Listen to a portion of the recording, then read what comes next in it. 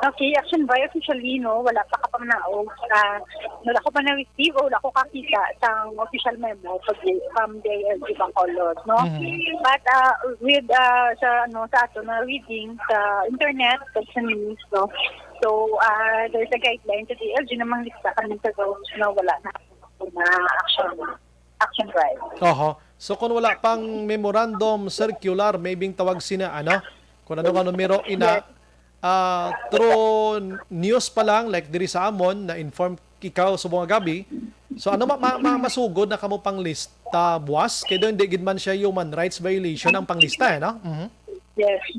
Yes, correct, action by, no. So once na-receive ng office namon ang official notice or memorandum from the ALC or any line agency regarding ang ato na ang paglista o kung identify ng pumuluyo nato na wala pa unvaccinated. So, immediately, if there's an order, ubahon gina isang kabarangayan nato na action drive. So, we will go down, amato nato, itas mo nato nato memo, ang ato ng mga barangay health workers or POCOC chairman in charge or POCOC manager in charge, depende sa barangay, kung anong tawag niya. To go over o kung pag-check sa those na wala nakapapakuna. Sa nagligad si Duterte, nagmando nga sa wayon ng anay, kantuan sila puluyan, sa wayon ang wala nakapabakuna, aristohon ang wala ga kooperar. May why pagin man tuya sa communication, ma'am, no? As daw kwan lang ito, sort of announcement lang to ni Duterte, daw mo sina Yes, correct. Action by, wala kami na-receive na announcement. But for the barangay level, ang ato na education campaign, information education campaign regarding the vaccine, wala na siya nag-uuntat, no? So, continuous na siya until na we will have ang ato na residente mag-fully vaccinated or protected. Okay. Pero so far, diri sa Bacolod, ma'am, sa pag-check mo sa binarangay, abi, ano man, damo man tagyapon, gidiway na bakunahan, subong? Yes, may agid action by, especially those na may religion na cause, no? So, hindi ko lang kaliling kung ano ang mga religion, but there are some na wala sa pati sa vaccine because of their religion, no? Amo na lang din na yung nakita din mo na causes like ang nahadlok ay may high blood, may comorbid sila. So far, wala na ako nakabati, no? Ang common na lang dito is because of their religion. Ma'am, sa imo binga pananawan, ma'am, after sining listihanay, ano ayhan ang next?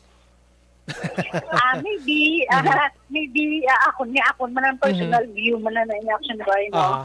Maybe padalaan official notice from DOH, recall ang attention, or one way na base kay mga forces members na sila, na-check kung may sila na monthly na kayuhan na gina-check sa ginakuha sa ato na government, or base for database ng aton na government para at least kung may latakabalo, no, base may assistance.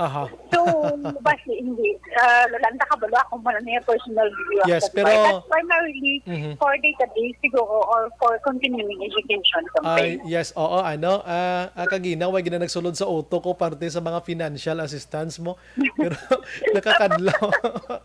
Kabalo kami mga banwa kag syudad naman na counselor mo nga once gani why ka sang ginabitbit nga vaccination card, sorry kagid kay hindi kagid ka baton na regardless guro kon member ka na guro sa mga 4Ps na guro nga imo ginaya, no?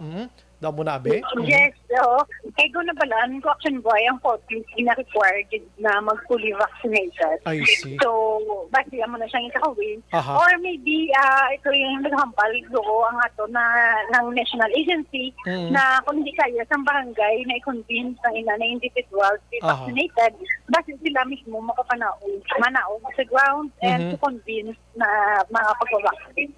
Kabay pa nga convince nga lang ang convincing bala power lang nga ayoon. Hindi lang kay via power na nga kwan inang lang against sa human rights violation na bla. Yes, so action ba?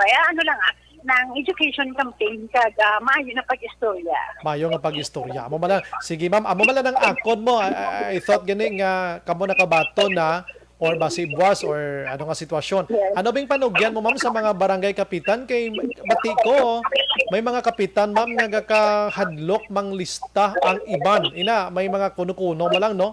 Nahadlok sila kay basi lolo lista kada karon do ikaw pa yung balikan sang ginalista mo. Anong imo may advice sa ila ma'am kag sa pumuloyo? Okay, so action by again atong ato na opinion so sa those na why and reason why mawag kita mas listing sa unvaccinated is my personal view lang to yan, no? So, ano lang to, ato na tayo istorya, action by, no? So, ang ato na napanugyan sa ato ng mga kabaranggayan, especially sa ato ng punong barangay, is, of course, number one, nakahulat kita official memo from the ALG, no?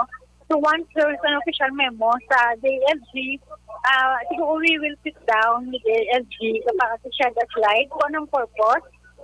Before na magpapanaog sa ground, at least ma-explain na to ng purpose ng sa master team, no? Mhm. So, kung ano magiging na siya action by, at least kung maano ang inform sa DLG, but I know na that it's for the group of all, sa ato na pumuluyo.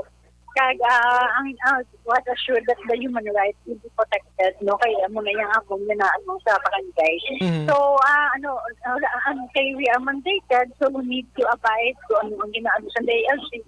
But we will seek clarification kung may hesitation kita pag may concerns kita mga mga kagawad. Aha, sige.